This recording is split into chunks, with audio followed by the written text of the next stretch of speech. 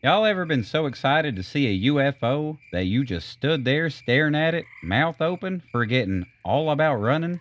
Yeah, I've done that. And turns out I'm real probaverse. Learned that the hard way. But we'll get to that.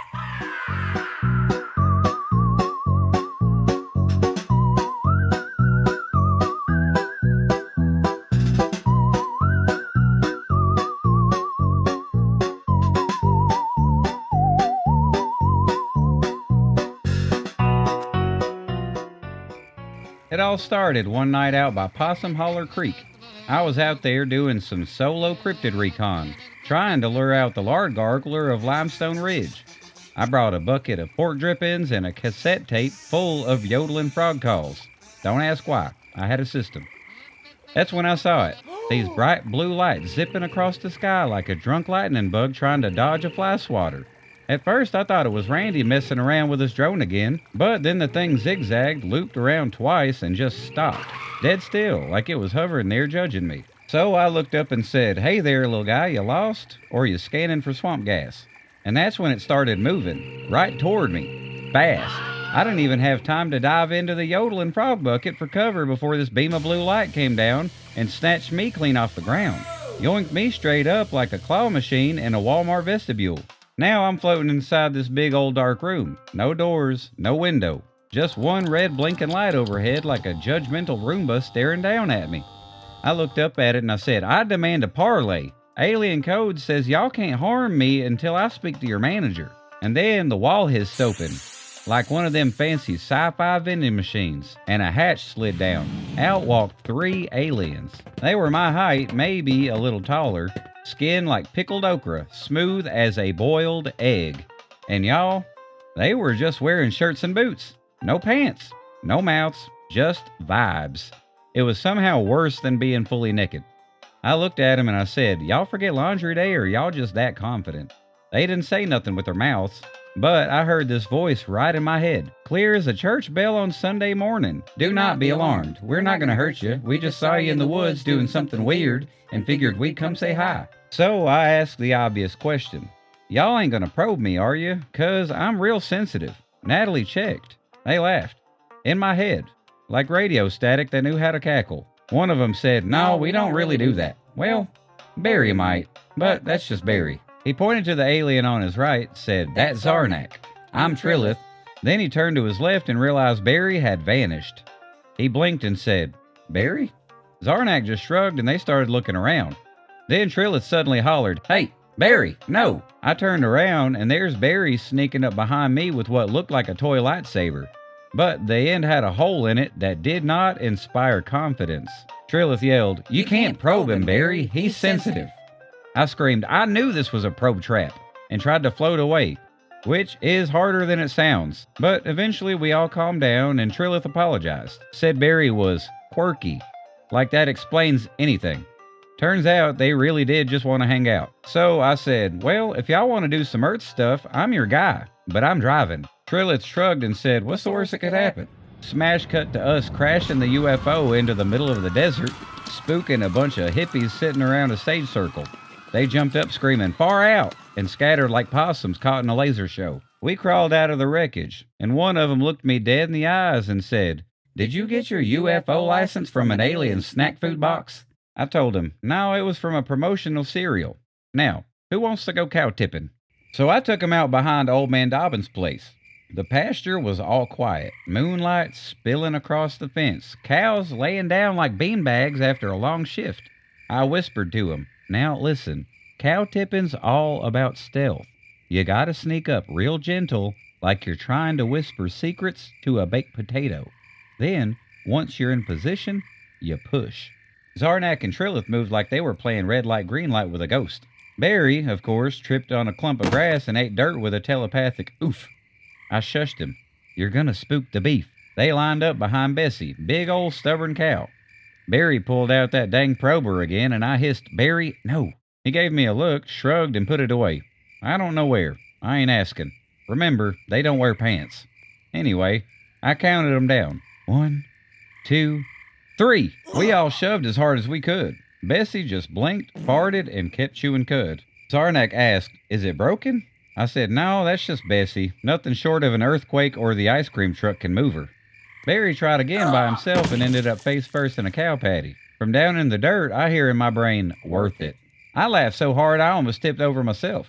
After that, they were buzzing with excitement, wanting more mischief, so I asked, y'all heard of TPing? Trilith looked confused. Toilet processing? No, I said. It's a rite of passage down here. Harmless prank.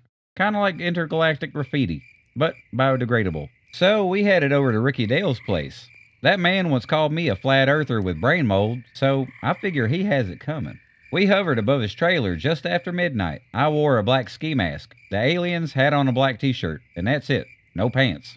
I passed out rolls of 2-ply like we were on a secret op. Barry got tangled up in his and ended up floating upside down like a haunted mummy. Zarnak was holding his roll like it was a sacred scroll. I said, just toss it over something. Trees, the satellite dish, whatever looks expensive. Bonus points if it gets stuck on the weather vane.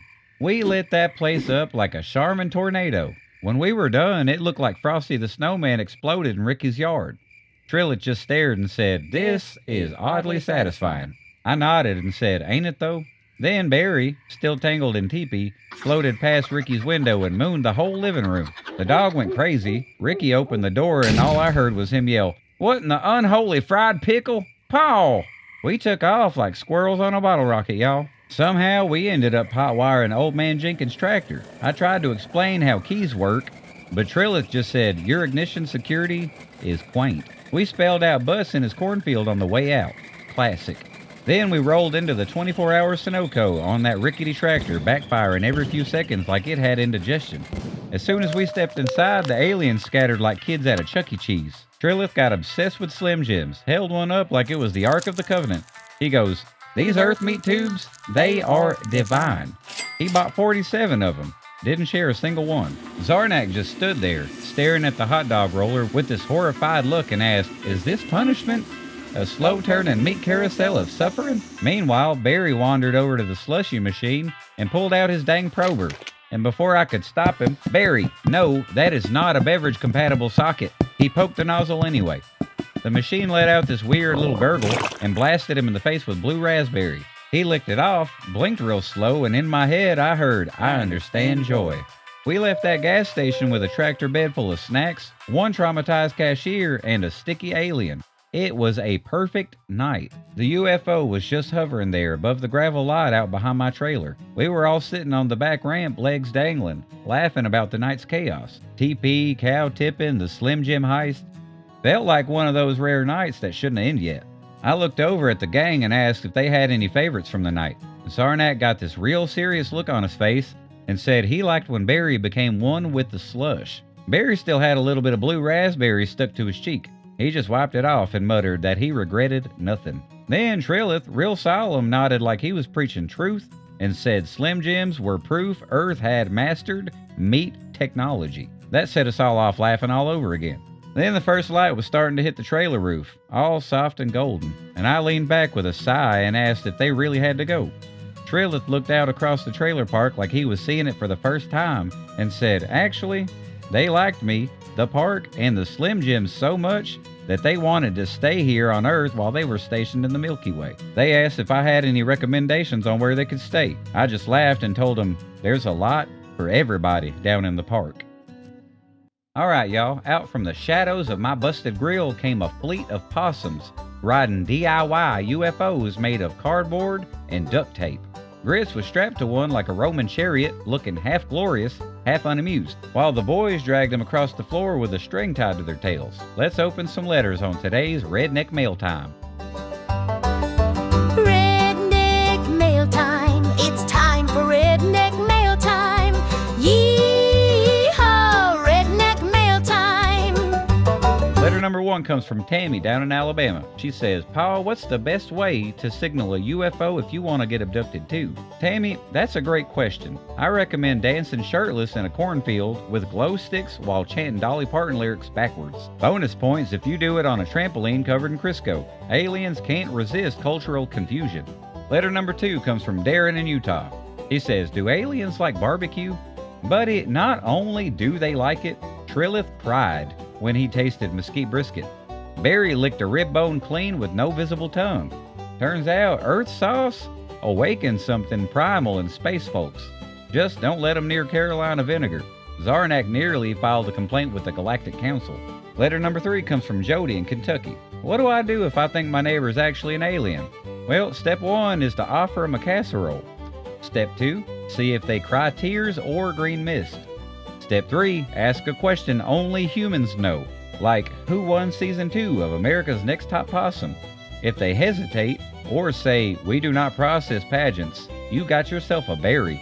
Letter number 4 comes from Eric in Texas. What should I pack if I'm going on a spaceship overnight? Well, the essentials include breath mints. They ain't got none, so you might as well bring some of your own. 1 roll of quality TP. Space bathrooms are terrifying. Beef jerky. A headlamp. A backup headlamp. A tiny cowboy hat for diplomacy. And moon boots for style. Don't forget something sentimental like a photo of your dog wearing sunglasses. Letter number 5 comes from Lucille in Florida. Pa, do you think aliens ever fall in love with humans? Lucille, darling, I know they do. I saw Barry flirting with my lava lamp last week, and he's been humming Elvis through telepathy ever since. Love knows no bounds, species, language, or voltage. If an alien ever brings you a Slim Jim bouquet, say yes. You know, I used to think aliens were cold, cynical, and probe happy, but turns out they're just like us. Curious, snack motivated, and weird as all get out. I'm your host, Possum Paul McGraw Jr., and you've been listening to the DeepSouth Podcast. Remember, never trust a possum with a blueprint, always say yes to a Slim Jim, and if a UFO offers you a ride, you ask who's driving first. See y'all next time, be safe out there, and stay weird.